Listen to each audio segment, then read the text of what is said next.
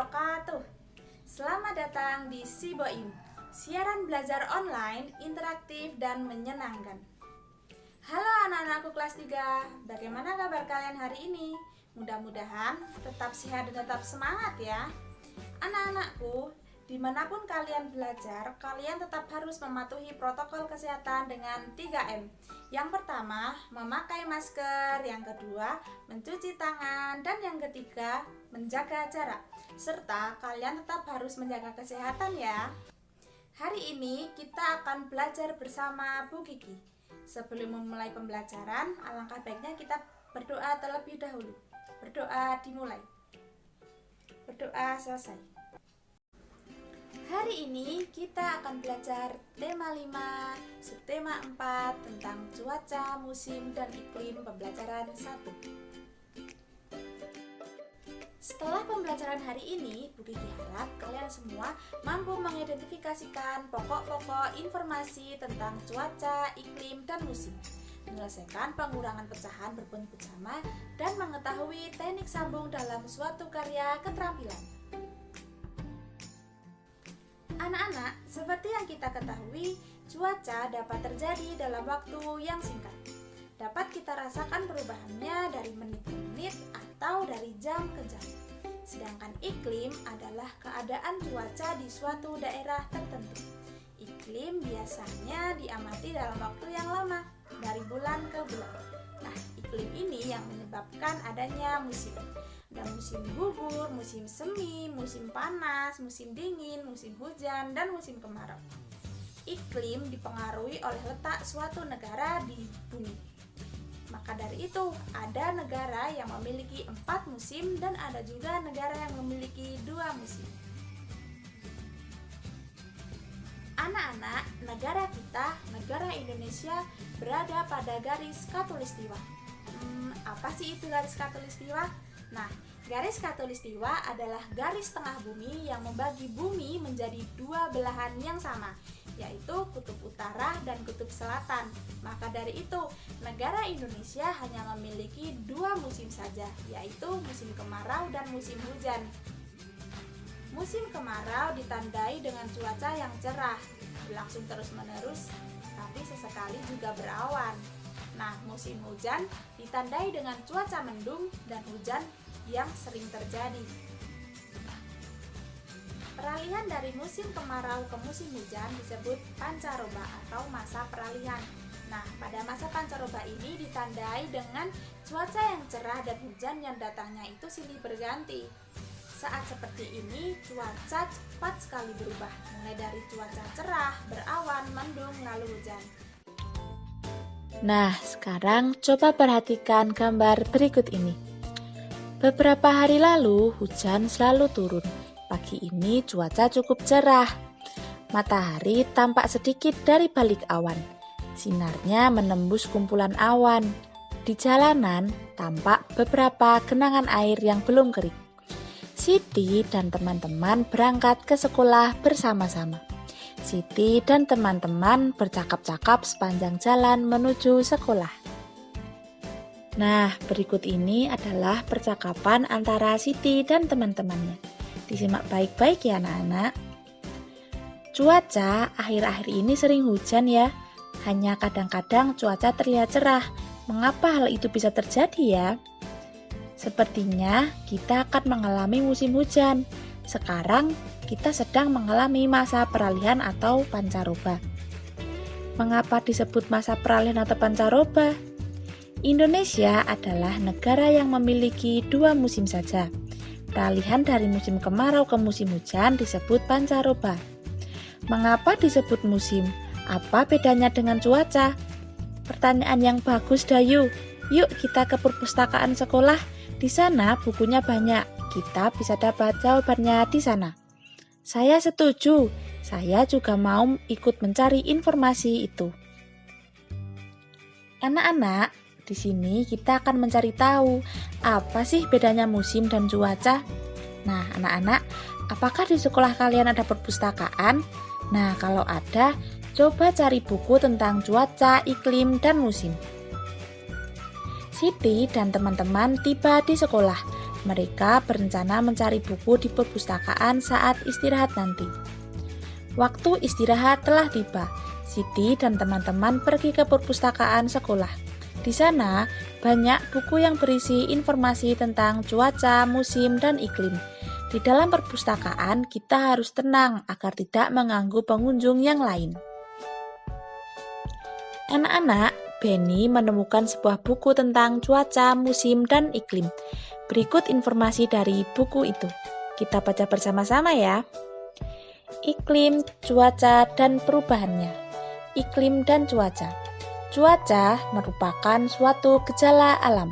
Cuaca dapat terjadi dan berubah dalam waktu yang singkat. Perubahan cuaca dapat dirasakan dari menit ke menit atau dari jam ke jam. Iklim adalah lamanya keadaan cuaca di daerah tertentu. Iklim biasanya diamati dalam waktu yang lama, dari bulan ke bulan. Iklim menyebabkan adanya musim. Contoh, musim dingin, panas, semi, gugur, hujan, dan kemarau. Iklim dipengaruhi letak suatu negara di bumi. Oleh karena itu, beberapa negara memiliki musim yang berbeda. Ada negara yang memiliki 4 musim, contohnya negara Jepang. Ada juga yang memiliki 2 musim. Indonesia terletak di garis khatulistiwa atau ekuator. Iklim di Indonesia disebut iklim tropis dan memiliki 2 musim. Musim hujan terjadi pada bulan Oktober sampai Februari. Musim kemarau terjadi pada bulan Maret sampai September. Lalu, informasi apa saja sih yang dapat kita peroleh dari bacaan tersebut? Nah, informasi yang kita peroleh dari bacaan tersebut adalah yang pertama, cuaca merupakan suatu gejala alam. Yang kedua, iklim adalah lamanya keadaan cuaca di suatu daerah tertentu. Yang selanjutnya, iklim menyebabkan adanya musim. Iklim dipengaruhi letak suatu negara di bumi. Indonesia terletak di garis khatulistiwa atau ekuator. Iklim di Indonesia disebut iklim tropis dan memiliki 2 musim. Musim hujan terjadi pada bulan Oktober sampai Februari. Musim kemarau terjadi pada bulan Maret sampai September. Nah, anak-anak, itu tadi informasi yang bisa kita ambil dari bacaan tadi. Buku itu sangat membantu, Benny. Saya makin mengerti tentang cuaca, musim, dan iklim. Terima kasih. Wah, saya jadi bertanya-tanya, apa itu garis khatulistiwa? Dari mana kita tahu kapan datangnya musim hujan dan musim kemarau? Teman-teman, apakah bisa membantu menjawab pertanyaan Siti? Saya tahu jawabannya, tetapi tidak sekarang. Datang saja ke rumahku nanti sore. Wah, seperti ada rahasia saja. Baiklah, kami akan ke rumahmu nanti sore. Nah, mereka akan mengetahui lebih lanjut tentang garis khatulistiwa dan pengaruhnya terhadap musim yang ada di Indonesia. Perhatikan gambar berikut ini. Pada sore hari, Dayu dan teman-teman berangkat ke rumah Edo. Cuaca berawan mengiringi langkah mereka sepanjang perjalanan. Saat tiba di rumah Edo, mereka diminta berkumpul di ruang keluarga. Edo menjelaskan bahwa 3 hari lagi teman ayahnya akan datang, namanya Pak Tono. Pak Tono ini bekerja di BMKG. Pak Tono akan menjawab semua pertanyaan teman-teman Edo. Ibu Edo akan membuat kenang-kenangan untuk Pak Tono. Ibu Edo akan membuat karya kreasi dari kain. Edo dan teman-teman akan membantu ibu. Beberapa jenis kain telah disiapkan oleh Edo dan ibunya untuk membuat karya dari kain yang ditempel dan dijahit. Sebelum dimulai, Edo mengambil gunting untuk memotong kain. Edo membagi-bagikan kain kepada teman-temannya. Inilah gambar karya yang akan mereka buat.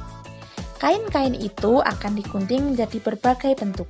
Ada yang berbentuk persegi, segitiga, persegi panjang, dan lingkaran. Untuk hari ini, Edo akan menggunting kain berbentuk lingkaran dan persegi terlebih dahulu. Sekarang, Edo menggunting kain berbentuk persegi. Ia memotongnya menjadi 4 bagian sama besar. Potongan kain punya Edo ini akan diberikannya kepada Edo sendiri, Benny, Udin, dan Ibu Edo. Masing-masing orang akan mendapatkan 1 bagian persegi. Nah, ini potongan kain yang pertama anak-anak. Coba perhatikan. Di sini Edo akan membagikannya yang pertama ke Beni. Berarti 4 bagian, diambil 1 bagian untuk Beni. Nah, ini kita ambil ya, 4/4 dikurangi 1/4 sama dengan 3/4. Nah, 3/4 ini adalah sisa potongan kain yang masih dimiliki Edo. Sekarang kita lanjut ke potongan kedua yang akan diberikan kepada Udin. Nah, ini coba kita perhatikan, 3/4 adalah ini 3/4 ini punya Edo dan akan diberikan kepada Udin 1/4. Berarti 3/4 dikurangi 1/4 sama dengan 2/4. Nah, sekarang 2/4 ini adalah kain yang masih dimiliki Edo. Sekarang kita lanjut ke potongan ketiga yang akan diberikan kepada Ibu Edo. Sekarang 2/4 dikurangi 1/4 sama dengan 1/4. Nah, anak-anak paham? Sekarang kita akan belajar mengurangkan pecahan dengan penyebut yang sama. Anak-anak, di sini kita mengurangkan pecahan dengan penyebut yang sama, kita hanya perlu mengurangkan pembilangnya saja atau bagian yang atas saja. Sedangkan penyebutnya atau yang bagian bawah ini tetap. Maka penyelesaiannya adalah sebagai berikut. 3/3 dikurangi 1/3 sama dengan 3 dikurangi 1/3 sama dengan 2/3. Jadi yang dikurangi itu yang atasnya saja anak-anak. Jatuh. Gimana anak-anak? Sudah paham kan pengurangan pecahan dengan penyebut yang sama? Nah, sekarang coba kerjakan soal di bawah ini bersama-sama. Kita kerjakan bersama-sama ya. Yang nomor 1 itu ada sebuah lingkaran yang dibagi menjadi 5. Jadi yang diarsir itu ada 4 bagian, berarti 4/5 dikurangi 1/5 sama dengan, karena ini penyebutnya sama, jadi yang dikurangi yang pembilangnya saja. Ya benar, yang dikurangi yang atasnya saja, berarti 4 dikurangi 1, berapa? 3. 3 berarti jawabannya adalah 3/5. Paham? Sekarang yang nomor 2. Nomor 2 ada 3/5 dikurangi 2/5 sama dengan 3-nya yang dikurangi 2.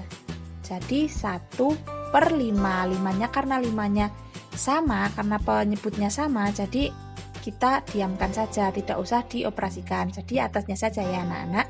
Jadi 3/5 dikurangi 2/5 sama dengan 1/5. Nah, ini untuk soal terakhir nih anak-anak.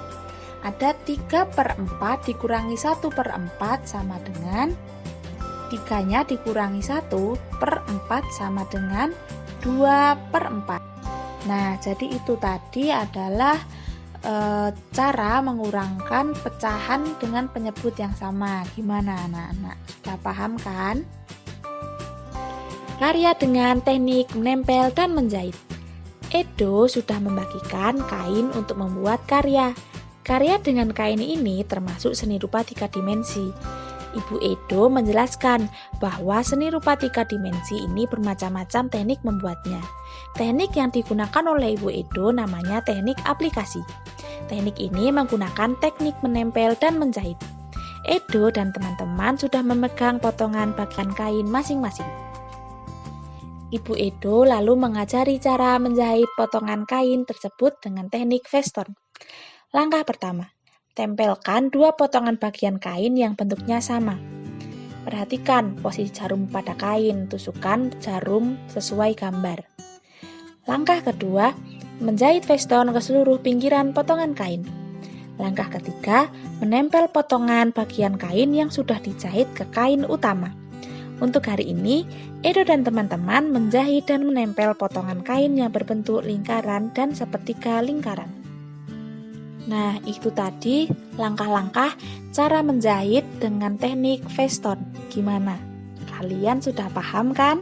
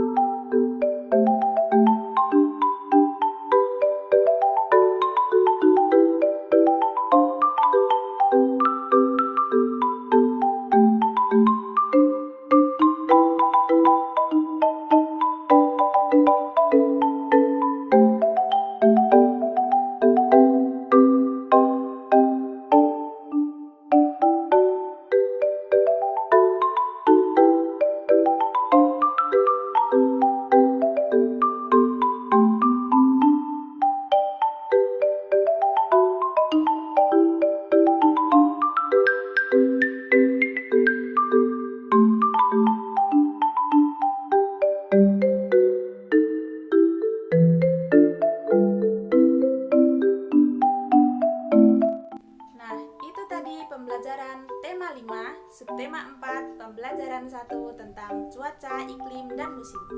Gimana? Kalian sekarang sudah paham kan? Tetap semangat belajar di mana saja, kapan saja, kalian luar biasa. Wassalamualaikum warahmatullahi wabarakatuh.